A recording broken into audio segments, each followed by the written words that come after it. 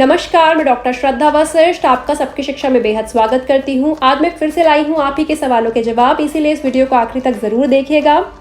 साथ ही मैं ये भी कहना चाहूँगी कि बहुत से माता पिता मुझसे यह पूछते हैं कि मैं आर्मी कोटा के ऊपर पूरी एक वीडियो बनाऊँ या फिर सिंगल गर्ल चाइल्ड कोटा पर पूरी वीडियो बनाऊँ, MP कोटा पर पूरी वीडियो बनाऊँ, RTE कोटा पर पूरी वीडियो बनाऊँ, या फिर उम्र क्या होनी चाहिए, कक्षा पहली में दाखिले से लेकर कक्षा 12वीं में दाखिले तक क्या उम्र होनी चाहिए उस पर वीडियो बनाऊं, या फिर केंद्रीय विद्यालय में फीस स्ट्रक्चर क्या होता है कक्षा पहली से कक्षा 12वीं का, इस पर एक अलग वीडियो बनाऊं। तो मैं आपको बताना चाहूँगी कि इन सभी पे मैं ऑलरेडी वीडियो बना चुकी हूँ।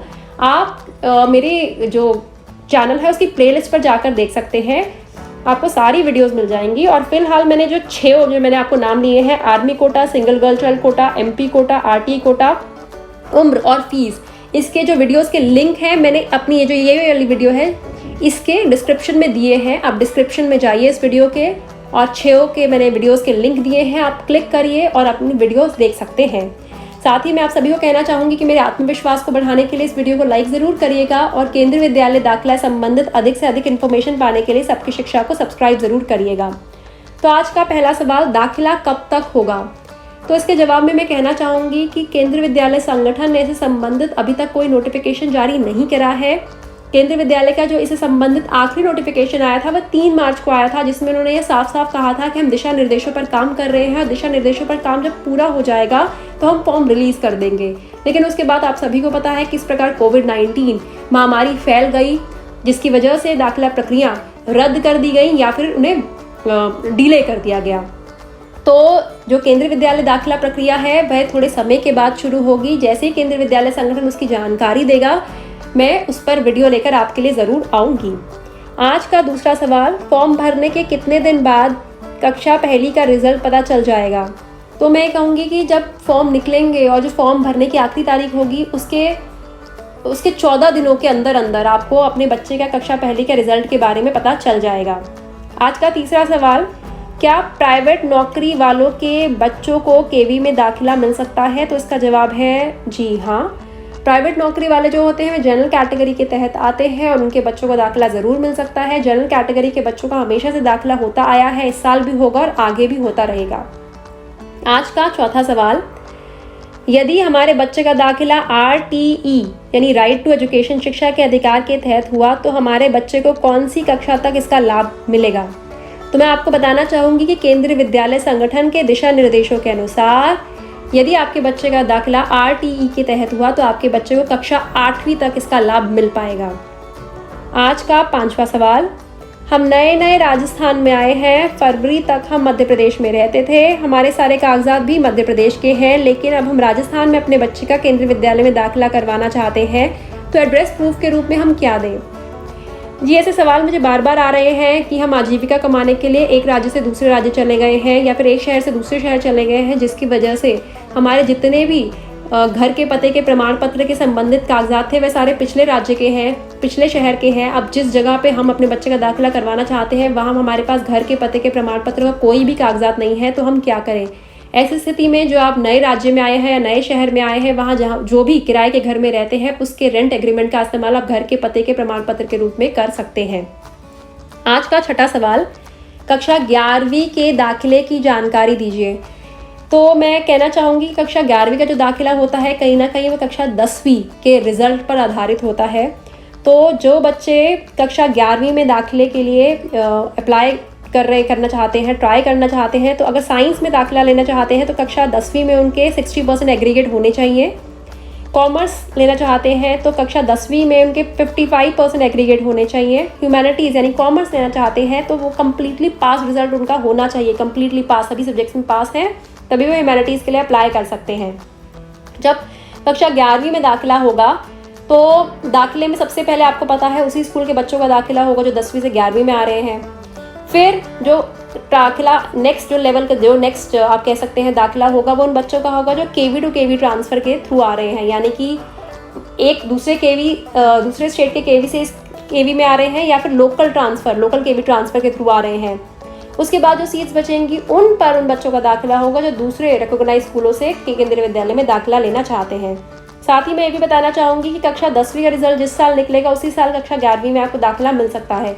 अगर कक्षा 10वीं का रिजल्ट पिछले साल निकला है या उससे पिछले साल निकला है तो कक्षा 11वीं में केवी में दाखिला नहीं होगा, क्योंकि केवी में गैप ईयर बीच में नहीं आना चाहिए। और बहुत बार ऐसा देखा गया है कि कक्षा 11वीं में जो एनरोलमेंट रेशो होता है, यानी जिन बच्चों का दाखिला होता है, जो टोटल नंबर जो सीट्स भरी जाती हैं बहुत कम भरी जाती हैं। तो ऐसे में अगर प्रिंसिपल चाहे तो वह डेप्यूटी कमिश्नर जो जिस जोन में उनका स्कूल आता है उसके जोन के डेप्यूटी कमिश्नर से बात कर सकते हैं, और उनकी अगर हामी मिल जाती है, उनकी नोट मिल जाती है, तो वह जो एडमिशन क्राइटेरियाज होते हैं उनमें रिलैक्सेशन यानी उनमें छूट भी दे सकती हैं। आज का 7वां सवाल, हमारी 2 बेटियां हैं, एक का एडमिशन 2nd क्लास में करवाना है और दूसरी का 6th क्लास में करवाना है, तो हमें कोई तरीका बताइए जिसकी मदद से दोनों का एक ही केंद्रीय विद्यालय में नाम आ जाए। तो मैं बताना चाहूँगी कि मेरे पास ऐसा कोई तरीका नहीं है, इनफैक्ट ऐसा कोई तरीका है ही नहीं जिसकी मदद से 2 बच्चों का नाम एक ही केंद्रीय विद्यालय में आ जाए। अगर 2 बच्चों का नाम एक केंद्रीय विद्यालय में आता है तो ये एक लक की बेस पे हो सकता है, एक चांस मात्र हो सकता है, लेकिन कोई तरीका नहीं है जिसकी मदद से ऐसा हो पाए। आज का 8वां सवाल, केवी के फॉर्म किस वेबसाइट पर भरे जाएंगे? तो केवी के फॉर्म केवी केंद्रीय विद्यालय की संगठन की जो ऑफिशियल वेबसाइट है www.kvsanghathan.nic.in, मैं फिर से बोल देती हूँ www.kvsanghathan.nic.in पर भरे जाएंगे। आज का 9वां सवाल, मुझे क्लास 11th में एडमिशन करवाना है, क्या एमपी कोटा से हो जाएगा? तो इसका जवाब है जी नहीं हो पाएगा। एमपी कोटा के तहत सिर्फ कक्षा 9वीं तक दाखिला होता है, कक्षा 1 से 9वीं तक का। कक्षा 10वीं 11वीं 12वीं का दाखिला एमपी कोटा के तहत नहीं होता। आज का आखिरी सवाल, दाखिले के लिए कौन कौन से कागजात की ज़रूरत पड़ती है? तो इस सवाल का जवाब मैं पहले भी अपनी बहुत सी वीडियोस में दे चुकी हूँ, लेकिन ये सवाल बहुत बार आता है इसलिए मैंने इस वीडियो में दोबारा ले लिया है। देखिए, जब हम दाखिले की बात करते हैं कक्षा 1 में, तो आपको बच्चे का बर्थ सर्टिफिकेट चाहिए होता है, घर के पते का प्रमाण पत्र जो माता या पिता में से किसी एक के नाम का होना चाहिए, और जिस बच्चे ने दाखिला लेना है उसकी पासपोर्ट साइज़ फ़ोटो चाहिए होती है। ये 3 मेन डॉक्यूमेंट्स चाहिए होते हैं। इसके अलावा अगर बच्चा किसी कैटेगरी के तहत आता है, चाहे वह SC है, ST है, OBC नॉन क्रीमिलियर है, सिंगल कल्चर कैटेगरी के तहत आप दाखिला करवाना चाहते हैं, या फिर बच्चा EWS कैटेगरी के तहत आता है, या फिर बच्चा दिव्यांग है, तो इससे संबंधित जो भी कागजात है वह भी आपको चाहिए होगा। तो birth certificate, address proof, passport size photo और कैटेगरी सर्टिफिकेट आपको चाहिए होगा कक्षा 8वीं तक के दाखिले के लिए। जनरल कैटेगरी में उन्हें कैटेगरी सर्टिफिकेट था वह नहीं चाहिए होगा।